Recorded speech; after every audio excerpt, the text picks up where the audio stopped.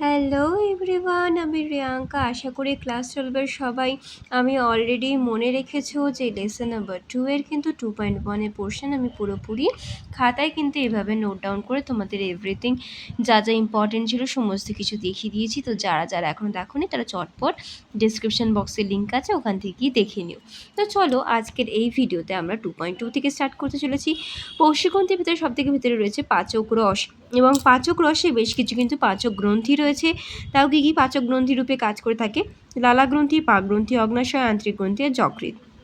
এবং প্রতিটি গ্রন্থি থেকে কী কী রস নিঃসৃত হয় সেগুলো কিন্তু অতি অবশ্যই মাথায় রাখবে।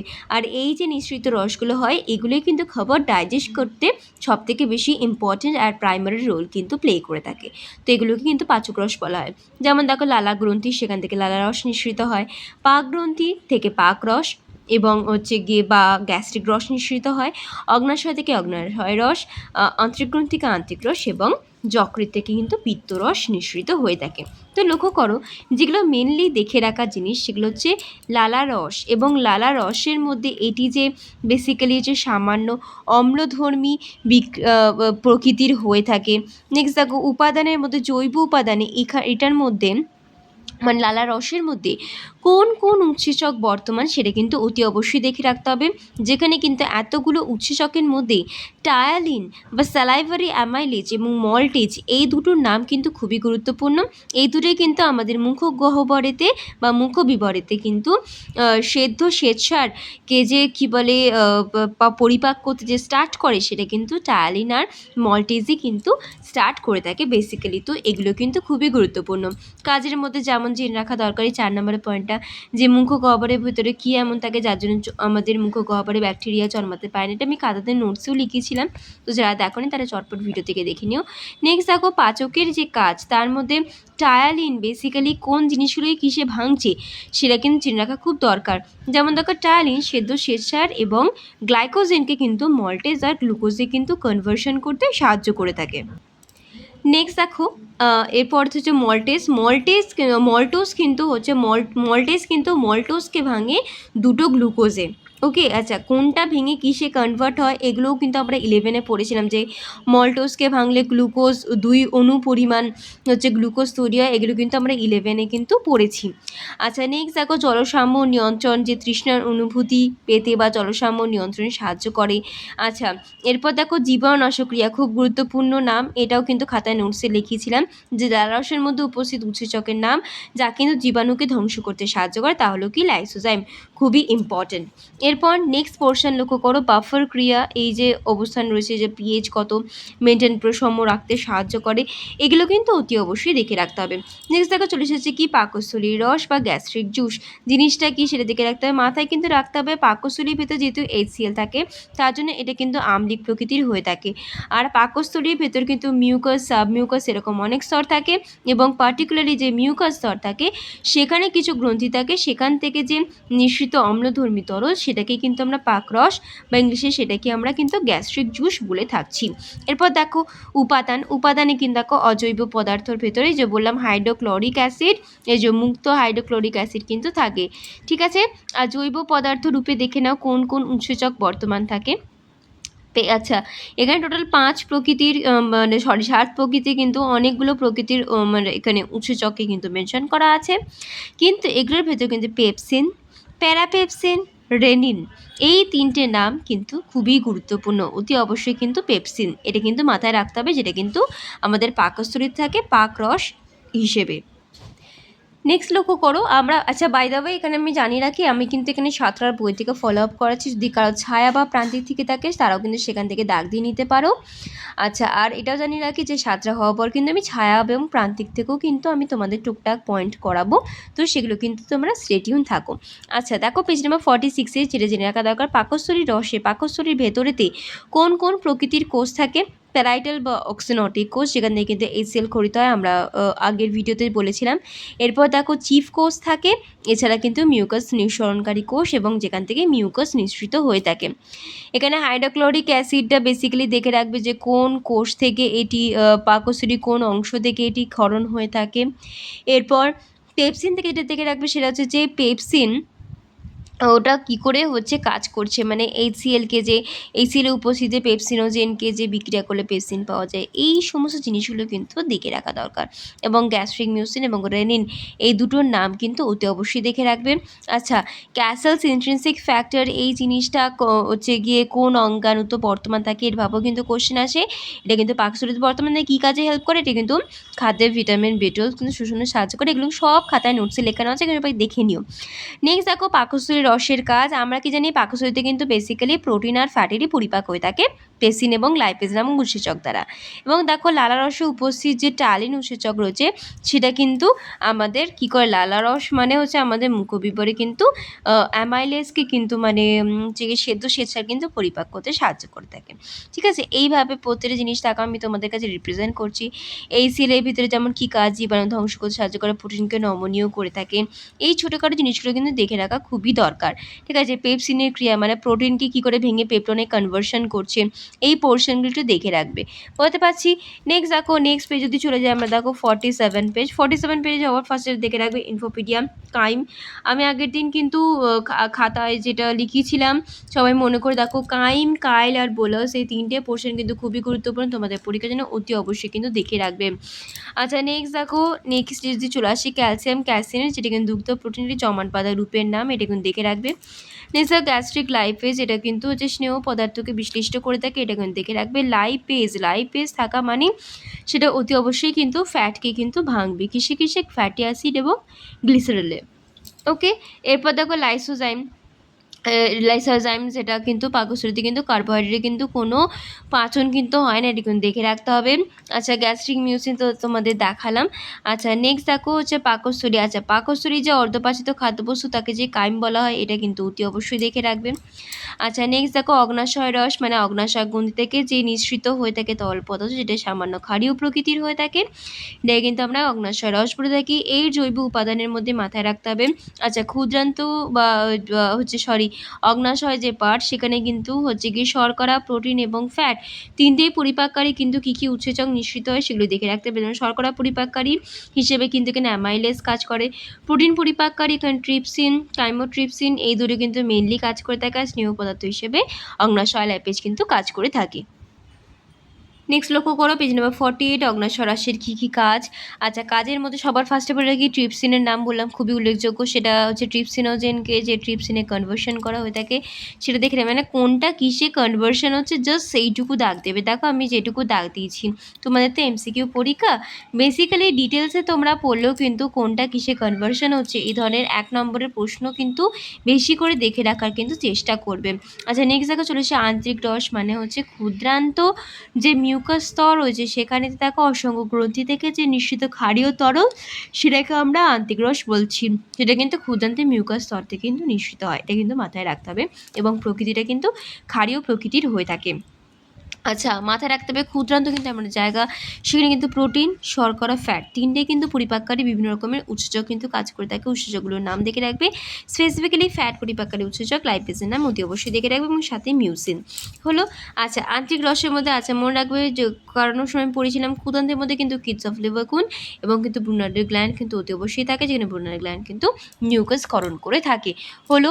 নেক্সট দেখো লক্ষ্য করো, আমরা পেজ নাম্বার 50-এ চলে এসেছি, যেখানে দেখো ইনফোফিডের দেখে রাখবে কাইম, কাইল যে বলছিলাম, কাইল জিনিসটা কি, ক্ষুদানের সম্পূর্ণ পাচিত স্বল্পস্থি কিন্তু কাইল করা থাকে। এরপর দেখো পিত্তরস বা বাইল। তো পিত্তরসটা কি, দেখো যকৃৎ থেকে নিঃসৃত সামান্য ক্ষারধর্মী সান্দ্র তিক্ত স্বাদযুক্ত উজ্জ্বল হরিদ্রাব তরল পদার্থকে পিত্তরস বলা হয়। এটা কোথা থেকে নিঃসৃত হয় এবং কী প্রকৃতি সেটা কিন্তু অতি অবশ্যই দেখে রাখতে হবে। এবং এখানে অতি অবশ্যই দেখে রাখতে হবে সেটা হচ্ছে পিত্তরসের মধ্যে মানুষের যে পিত্ত লবণ এবং পিত্তরঞ্জক রূপে কী কী কাজ করে থাকে। আমি আগের ভিডিও দেখেছিলাম জন্ডিসের পার্টটা কিন্তু খুবই গুরুত্বপূর্ণ, অতি অবশ্যই কিন্তু জন্ডিসের কারণটা কিন্তু দেখে রাখবে। আচ্ছা, নেক্সট দেখো বি শোষণের মধ্যে ভিটামিন কী কী শোষণ হয়ে থাকে আমাদের পিত্ত লবণের দ্বারা স্নেহ পদার্থের দ্রবণীয় ভিটামিন যেমন ADE এই সমস্ত ভিটামিনগুলো কিন্তু শোষিত হয়ে থাকে। নেক্সট দেখো আমরা 2.3 অর্থাৎ খাদ্যের পরিপাক, কার্বোহাইড্রেট, প্রোটিন, ফ্যাটের কিন্তু পরিপাকের জায়গাটা চলে এসেছি। সেখানে লক্ষ্য করো, পরিপাক মানে কি, পিওর যে ডাইজেশনের যে প্রসেসটা সেটা কমপ্লিট যখন হয়ে যাচ্ছে, মানে যেটা খাচ্ছি সেটাকে জটিল খাদ্যবস্তু বলা হচ্ছে, এবং সম্পূর্ণ পরিপাক যখন হচ্ছে সেটাকে কিন্তু আমরা সরল খাদ্যবস্তু বলছি। তাই দেখো জটিল অদ্রবণীয় খাদ্যবস্তুকে ভেঙে যখন সরল দ্রবণীয় শোষণ উপযোগী উপাদান তৈরি হচ্ছে, তখন সেটাকে আমরা কি বলছি? পরিপাক। বুঝতে পারছি? এটা যেটা মাথায় রাখতে হবে সেটা কার্বোহাইড্রেট, প্রোটিন আর ফ্যাট পরিপাক করার জন্য কোন কোন উৎসেচক কাজ করছে, এটা কিন্তু অতি অবশ্যই খুবই গুরুত্বপূর্ণ। নামগুলো কিন্তু অতি অবশ্যই মুখস্থ করবে। একটা যেটা দেখে রাখা দরকার, পরিপাকের স্থান কোন কোন অঙ্গে মাথায় রাখবে। মুখবিবর, এখানেতে হচ্ছে কার্বোহাইড্রেটের মুখবিবরই হলো প্রথম অর্গ্যান যেখানে কিন্তু কার্বোহাইড্রেটের হচ্ছে গিয়ে ডাইজেশন কিন্তু মানে পরিপাক কিন্তু শুরু হয়ে থাকে। পাকস্থলী এমন একটা অঙ্গ যেখানে কিন্তু প্রোটিন আর ফ্যাটের প্রথম পরিপাক শুরু হয়ে থাকে। আর ক্ষুদ্রান্ত এমন একটা অর্গ্যান যেখানে কিন্তু হচ্ছে কার্বোহাইড্রেট, প্রোটিন আর ফ্যাট তিনটে জিনিসেরই কিন্তু ডাইজেশন প্রসেস হয়ে থাকে। মাথায় রাখলো। আচ্ছা, চর্বণ বা ফার্স্টে কিন্তু প্রসেসগুলো দেখে রাখবে। চর্বণ বা ম্যাস্টিকেশনটা কী, এর মধ্যে যে বোলাসের পোর্শন থাকে এটা আমি পড়েছিলাম। বোলাসটা কি একবার তাও বলে দিচ্ছি। আমরা খাবার খেলে পরে খাবারটা তো গোটা খেয়ে নিই না, আমরা সেটাকে ছোটো ছোটো খণ্ডে ভাগ করি, লালার সঙ্গে মিশিয়ে একটা ডলা মতো সৃষ্টি করি। ওই যে ডিন্ডো বা ডলা, সেটা কি কিন্তু আমরা ইংলিশে কী বলি? বোলাস। তো পরীক্ষার সময় বোলাসটা কী সেটা এলে পরে কিন্তু কেউ গুলিয়ে ফেলবে না, এটা কিন্তু খুব একটা ইজি জিনিস। নেক্সট দেখো গলার্ধক্ষরণ, মানে সেটা আমরা এখন গিলে ফেলছি সেটাকে বলছি কি? গলার্ধকরণ। এরপর দেখো এখানে দেখো পোষণালী বিচলন। বিচলন মানে কি? ক্রমসংকোচন চলন, মানে কোন প্রকৃতিতে খাবারটা আমাদের গলা দিয়ে নামছে, এই যে আমাদের গলবিল গ্রাসনালী ভেদ করে যে পাকস্থলীতে নামছে, দেখো ঠিক এই প্রসেসে কিন্তু নামছে। বুঝতে পারছি? এই যে চলনটা, এটাকে কিন্তু কী বলা হয়? ক্রমসংকোচন চলন বা পেরিস্টালসিস। এই চলনটার নামটা কিন্তু অতি অবশ্যই কিন্তু দেখে রাখবে। নেক্সট দেখো চলে এসেছি আমরা কার্বোহাইড্রেট পরিপাক। কার্বোহাইড্রেট পরিপাকের মধ্যে সবার ফার্স্টে কার্বোহাইড্রেট কোন কোন জায়গায় পরিপাক হয়ে থাকে, সবার ফার্স্টে তো মুখবিবরে হয় জানালাম, এছাড়াও কিন্তু ক্ষুদ্রান্তেও কিন্তু হয়ে থাকে, সেটাও আমি তোমাদের জানালাম। ঠিক আছে। আচ্ছা, নেক্সট দেখো এই যে যে কার্বোহাইড্রেট পরিপাক, এটা কিন্তু পাকস্থলীতে কোনোভাবে কিন্তু হয় না, সেটা এখানে মেনশন করা আছে। এরপর নেক্সট লক্ষ্য করো এখান থেকে ক্ষুদ্রান্তে যে পরিপাক হচ্ছে, দেখো যে পোর্শনগুলো দাগ দিয়েছে কোন কোন উৎসেচক কিন্তু সাহায্য করে, এগুলো কিন্তু অতি অবশ্যই কিন্তু দাগ দিয়ে নেবে। এখানে শর্টকাটে দেখো তোমাদের পেজ নাম্বার যে 53 রয়েছে, এই পেজ নাম্বার 53তে কিন্তু কার্বোহাইড্রেট পরিপাকের জন্য হচ্ছে গিয়ে কোনখানে বিক্রিয়াটা হচ্ছে, কোন উৎসেচক কাজ করছে, সেখানে কোনটাকে ভাঙা হচ্ছে, কিসে ভাঙা হচ্ছে, এইভাবে কিন্তু লেখা আছে। বলতে পারছি? যেমন দেখো একটা সহজ করে বোঝাই। যেমন ধরো এখানে যে মল্টেজ যে নামক যে উৎসেচক, সেটা কিন্তু আমাদের ক্ষুদ্রান্তে অবস্থান করছে, এবং এই মল্টেজ কিন্তু লক্ষ্য করো মল্টোজকে ভাঙছে, কিসে কিসে ভাঙছে? 2 পরিমাণ গ্লুকোজে কিন্তু ভাঙছে। এইভাবে কিন্তু মুখস্থ করবে। আর এগুলোর মধ্যে কিন্তু মুখগহ্বরের ভেতর লালারসে যে টালিন উৎসেচক থাকে, যেটাকে আমরা ইংলিশে বলি স্যালাইভারি অ্যামাইলেজ, এই উৎসেচকের নামটা কিন্তু খুবই গুরুত্বপূর্ণ, এটা কিন্তু অতি অবশ্যই দাগ দিয়ে নেবে। পাকস্থলীতে থাকে না তো ছেড়ে দাও। আচ্ছা, আর ক্ষুদ্রান্তের মধ্যে কিন্তু এই নামগুলো কিন্তু একটু দেখে রাখবে টুকটাক। ঠিক আছে। আচ্ছা, নেক্সট লক্ষ্য করুন। এরপরে দেখো প্রোটিন পরিপাক। প্রোটিনও কোথায় পরিপাক হয়ে থাকে? এই যে বললাম মুখবিবরে কিন্তু না প্রোটিন না ফ্যাট কিছুরই কিন্তু হয় না। ঠিক আছে, তাহলে প্রোটিন কিন্তু পরিপাক কিন্তু কোথায় কোথায় হয়? খালি পাকস্থলী আর ক্ষুদ্রান্তে কিন্তু হয়ে থাকে। হলো, এবার পাকস্থলীতে গ্যাস্ট্রিক জুস যে মিশছে, পাকরস বা গ্যাস্ট্রিক জুস খাবারের সঙ্গে মিশছে, এবং সেখানে পেপসিন কিন্তু আমাদের পাকস্থলীতে, যদি বলে পাকস্থলীতে উপস্থিত এটি প্রোটিন ভঙ্গকারী উৎসেচকের নাম, খুবই গুরুত্বপূর্ণভাবে কিন্তু পেপসিনের নাম কিন্তু অতি অবশ্যই এখানে মেনশন করবে। বুঝতে পারছি? নেক্সট লক্ষ্য করো ক্ষুদ্রান্তে পরিপাক। ক্ষুদ্রান্তে পরিপাকের মধ্যে কোন কোন উৎসেচক কিন্তু এখানে অংশগ্রহণ করছে, দেখো দাগ দেওয়া আছে, এগুলো কিন্তু অতি অবশ্যই দেখে নেবে। আর ওই যে আবার বললাম, এখানেও লক্ষ্য করো পেজ নাম্বার কত? 54। পেজ নাম্বার 54 দেখো প্রোটিন পরিপাকের সংক্ষিপ্তসার। দেখো এই যে পাকস্থলী, ক্ষুদ্রান্তের অগ্নাশয় রস, আন্ত্রিক রসে কোন কোন হচ্ছে উৎসেচকগুলো কাজ করে সেগুলো কিন্তু লেখা আছে। আর এগুলোর মধ্যে কিন্তু অতি অবশ্যই পাকস্থলীর পেপসিন, এবং অগ্নাশয় রসের হচ্ছে ট্রিপসিন, আর আন্ত্রিক রসের কিন্তু ইরিপসিন। এই তিনটে নাম কিন্তু খুবই গুরুত্বপূর্ণ। এই তিনটে নামের কিন্তু অতি অবশ্যই কোনটা কি কিসে ভাঙছে সেটা কিন্তু দেখে রাখতে হবেই। নেক্সট দেখো চলে এসেছে ফ্যাটের পরিপাক। ফ্যাটের পরিপাক দেখো, ফ্যাট কিন্তু বেসিক্যালি কী কী বলেছিলাম? মুখবিবরে হয় না, পাকস্থলী এবং ক্ষুদ্রান্তে হয়। খুবই ইজি জিনিস। এবং সেখানে হওয়া পাকস্থলী হওয়া মানে পাকস্থলী উৎসেচক গ্যাস্ট্রিক লাইপেজ কিন্তু ওর সঙ্গে মিশ্রিত হবেই। ঠিক আছে। এখানে যেটা মেনলি দেখে রাখবে সেটা হচ্ছে এই যে ফ্যাট পরিপাকের সংক্ষিপ্তসার, মানে আমাদের পাকস্থলী এবং ক্ষুদ্রান্ত, এবং ক্ষুদ্রান্তের অগ্নাশয় রস এবং আন্ত্রিক রসে কোন কোন উৎসেচক কাজ করে থাকে, কাকে কিসে ভাঙছে সেটা কিন্তু লেখা আছে। আর এই নামের মধ্যে কিন্তু পাকস্থলী গ্যাস্ট্রিক লাইপেজ, আর অগ্নাশয় রসের প্যানক্রিয়াটিক লাইপেজ, আর আন্ত্রিক রসের ফসফোলাইপেজ, এই তিনটে নাম কিন্তু খুবই গুরুত্বপূর্ণ। কোনটায় কিসে ভাঙছে অতি অবশ্যই কিন্তু দেখে রাখবে। যে ইনফোপিডিয়া, কাইল, কাইমোসিন, এই তিনটে পার্ট কিন্তু অতি অবশ্যই দেখে রাখবে। নেক্সট দেখো দুধ। দুধ হলো এক প্রকার গ্রন্থিনিঃসৃত তরল খাদ্য। উপাদান যা মূলত সাদা বা হলুদ প্রকৃতির হয়ে থাকে। ঊর্ধ্বমুখী মানে হালকা হালকা হলুদ কালারের। স্তন্যপায়ী প্রাণীদের ক্ষেত্রে কিন্তু দুধ কিন্তু স্তনগ্রন্থি থেকে ক্ষরিত হয়ে থাকে। দুধকে কেন আদর্শ খাদ্য বলা হয় এগুলো কিন্তু অতি অবশ্যই দেখে রাখবে। বিকজ অফ দুধের মধ্যে বেশ কিছু ইম্পর্টেন্ট খাদ্য উপাদান থাকে, যেমন দেখো প্রোটিনের মধ্যে দুধের মধ্যে উপস্থিত প্রোটিনের নাম কি, তার মধ্যে কিন্তু কেসিনোজেন কিন্তু খুবই ইম্পর্টেন্ট, দাগ দিয়ে নেবে। নেক্সট লক্ষ্য করো এই যে দুধের উৎসেচকগুলি কেবলমাত্র মাতৃস্তনেই থাকে এবং দুধে ক্ষরিত হয়। এই টুকটাক জিনিসপত্রগুলো দেখে রাখবে। এবং দুধের মধ্যে যে ফ্যাট, দুধের কালারটা কেন হোয়াইট কালারের হয়ে থাকে, পিওর হোয়াইট কালার কেন হয়ে থাকে, এই রিজনসগুলো দেখে রাখতে হবে। গরু দুধকে মানুষের দুধে কীভাবে রূপান্তর করা হয় এই পোর্শন দেখে রাখবে। এবং অতি অবশ্যই এই কেসিনোজেনের পাটা দেখে রাখবে। এবং দুধের মধ্যে যে ক্যালসিয়াম আয়ন যে উপস্থিত থাকে সেটা কিন্তু দেখে রাখবে। এবং ছানাকে কিন্তু as a chemical formula calcium কেসিনের কিন্তু বলা হয়ে থাকে, সেটাও দেখে রাখবে। এবং নেক্সট দেখো এই যে পেজ নাম্বার আমি 56 এবং 57 আমি এখানে বোঝাচ্ছি। এই 56 এবং 57তে কিন্তু হোল দেখো কার্বোহাইড্রেট, মুখবিবর, ক্ষুদ্রান্তে, কোন পাচকরসের উপস্থিতিতে কোন উৎসেচক কোন বস্তুকে কিসে ভাঙছে, প্রত্যেকটা জিনিস কিন্তু খুব সুন্দর ছকের আকারে কিন্তু দিয়ে দিয়েছে। এই পুরো পোর্শন যাদের কাছে বইটা নেই তাদের জন্য আমি কিন্তু এখানে রিপ্রেজেন্ট করে দিচ্ছি। এই পোর্শনগুলো অতি অবশ্যই দেখে রাখবে। যেমন যে উৎসেচকগুলোর নাম অতি অবশ্যই মাথায় রাখতে হবে। মুখগহ্বরে কার্বোহাইড্রেটের টায়ালিন, ক্ষুদ্রান্তের যে অ্যামাইলেজ, এই দুটো নাম খুবই গুরুত্বপূর্ণ। এবং এই ছকের মধ্যে কিন্তু অতি অবশ্যই মাথায় রাখবে। প্রোটিনের মধ্যে দেখো পেপসিন, ট্রিপসিন আর ইরিপসিন, এই তিনটে নাম খুব গুরুত্বপূর্ণ। আর ফ্যাটের তো তিনটেই গুরুত্বপূর্ণ, গ্যাস্ট্রিক লাইপেজ, অগ্নাশয় লাইপেজ, আন্ত্রিক লাইপেজ। এই পুরো পোর্শনে কিন্তু দেখে রাখতে হবে। নেক্সট দেখো খাদ্যের বিশোষণ অর্থাৎ অ্যাবজর্পশন অফ ফুড স্টাফ, কোনখানেতে কিন্তু খাদ্যবস্তু শোষিত হয়ে থাকে, এটা কিন্তু খুব অনেক সময় আসে। ক্ষুদ্রান্তের ভেতর এপিথেলিয়াল নামক একটা সেল রয়েছে, সেটার মধ্য দিয়ে কিন্তু রক্তবাহ বা লুসিকা প্রবাহে কিন্তু এই অ্যাবজর্পশন হয়ে থাকে। তো যদি বলে যে খাদ্যবস্তু বিশেষণের স্থান কি, সেটা কিন্তু অ্যান্সার হবে ক্ষুদ্রান্তের এপিথেলিয়াল সেল, মাথায় রাখতে পারবে। আচ্ছা নেক্সট লক্ষ্য করো এই যে নিম্ন ক্ষুদ্রান্ত, এই যে এর মধ্যে যে ভিলাস বা ভিলি থাকে, এই পোর্শনগুলো কিন্তু অতি অবশ্যই দেখে রাখবে। এই ভিলাস বা ভিলির পোর্শনটা আমরা ক্লাস 9-10 তো জীবনবিজ্ঞান বইতে পড়েছি, এগুলো কিন্তু অতি অবশ্যই দেখে রাখবে। দেখো আমাদের পাকস্থলীতে কী কী বিশেষিত হয় এই পোর্শনগুলো দেখে রাখবে। জল, অ্যালকোহল, স্যালাইন, গ্লুকোজ, নির্দিষ্ট ব্যাপনযোগ্য ওষুধ কিছু কিছু, এগুলো কিন্তু পাকস্থলীতে কিন্তু শোষিত হয়ে থাকে। এছাড়া ক্ষুদ্রান্তের নিম্নাংশে কী কী শোষিত হয়, বৃহদন্তে কী কী শোষিত হয়, এই পোর্শনগুলো কিন্তু অতি অবশ্যই দেখে রাখতে হবে। এই পোর্শন সবাই দাগ দিয়ে নেবে।